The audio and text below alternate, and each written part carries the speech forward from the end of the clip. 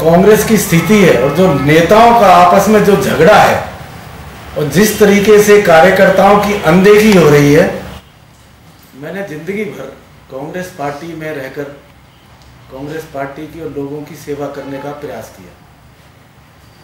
1987 में मैं पहली बार पार्षद बना और तदुपरांत NSUI का स्टेट कार्यकारिणी का सदस्य बना। उसके बाद हरियाणा यूथ कांग्रेस का 8 साल तक मैं महासचिव रहा।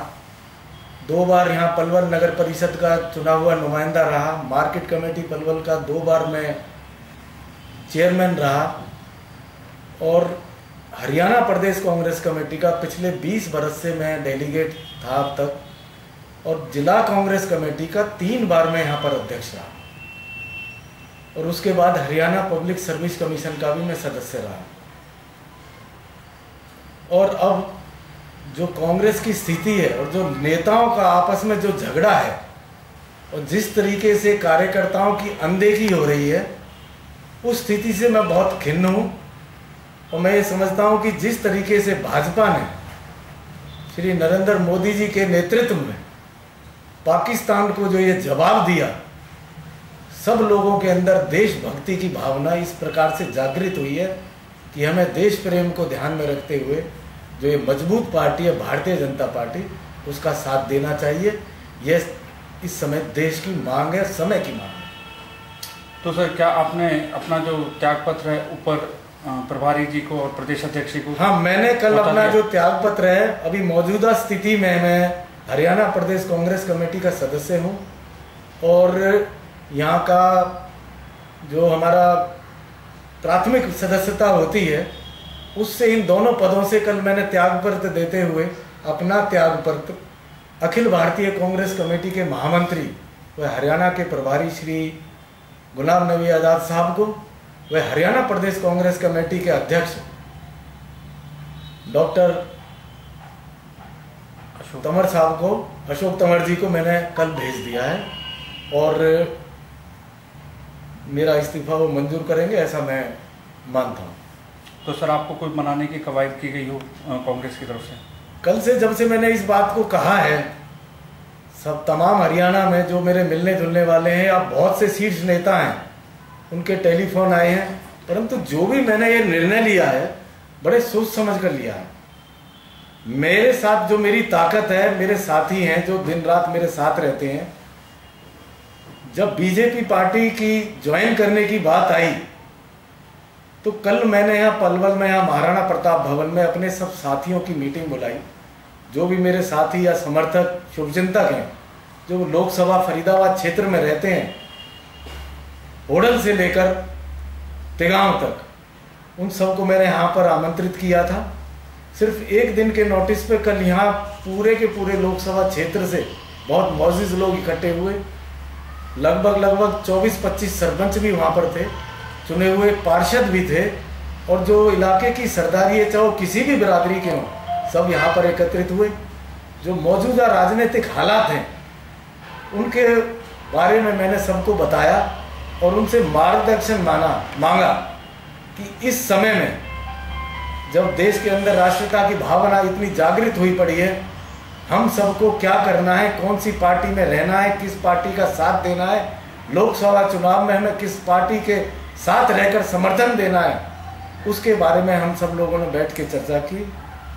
करीब 2 घंटे हमारी यहाँ पर बैठक चली और 18-20 लोगों ने अपने विचार रखे और सर्वसम्मति से ये फैसला हुआ कि राष्ट्रीय हित में देखते हुए हम सबको बीजेपी ज्वाइन करनी चाहिए और हम सबको बीजेपी ज्वाइन कर नरेंद्र मोदी जी के, हरियाणा में यहाँ पर श्री मनोहर लाल खट्टर जी के, और जैसा कि लोकसभा चुनाव यहाँ पर ऐलान हो चुका है और यहाँ जो लोकसभा के प्रत्याशी हैं चौधरी कृष्णपाल गुर्जर जी, जो केंद्र में मंत्री भी हैं, उनको जिताने का काम हम सब लोगों ने कल ये बीड़ा उठाया है कि अपनी पूरी जी जान लगाकर हम श्री कृष्णपाल गुर्जर को यहाँ अच्छे मतों से जिताकर उन्हें दोबारा से सांसद बनाने का काम करेंगे।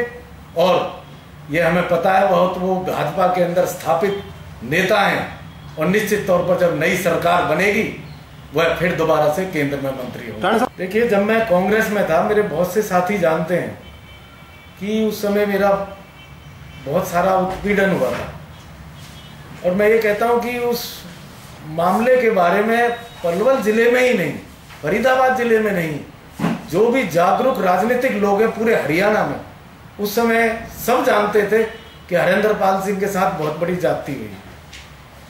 उन ज्यादतियों का मैंने डटकर मुकाबला किया, और मैं अपने प्रभु की कृपा से, और मैं धन्यवाद भी करना चाहता हूँ कि सभी साथियों का, और विशेष तौर पर मैं आभार भी व्यक्त करना चाहता हूँ माननीय जो कोर्ट हैं उनका भी, कि उन इतने बड़े बड़े जो मामले थे उन सब से मैं बाइज्जत बरी हुआ, और जो षड्यंत्र के तहत मेरे पे हत्या के मुकदमे, झूठे मुकदमे जो दायर किए गए थे, उनसे मैं सबसे बच के निकला हूँ।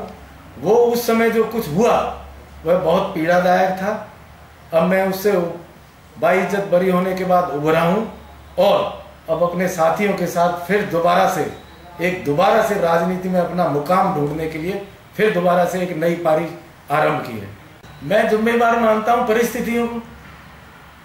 परिस्थितियां ऐसी बनी कि मैंने कोई ऐसा गलत काम नहीं किया था जो मेरे पे इतने बड़े बड़े मुकदमे होते, परंतु चूंकि वो झूठे थे। किसी कांग्रेसी नेता की साजिश मानते हैं इसको? हो सकता है उसमें बहुत से लोग शामिल हों, क्योंकि बिना साजिश के तो ये काम हो ही नहीं सकते।